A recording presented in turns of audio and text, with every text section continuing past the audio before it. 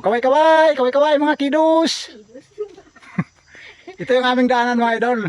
Oh, naglalakad lang kami kasi wala kaming sasakyan. Punta kami doon sa mga tanim namin, maglilinis. Ito. Dito, dadaan kami dito sa ilalim ng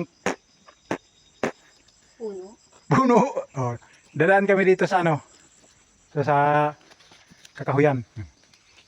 Ayan, daan maputik oh. Okay mga kidus, kaway-kaway! Manon, kidus. Huh? Si Darling oh, nahiya tumingin. Tingin-tingin, tingin-tingin, tingin-tingin sa bungal. Baka may magsabing bungal daw ako. Yun oh. Baka mayroon na magsabing huwag magchismis kasi bungal. Yun oh. Hello? Kaya niyan. Timing na umulan kagabi, lakas ng ulan. Basang-basa yung lupa. Tapos lagyan ko siya ng abono.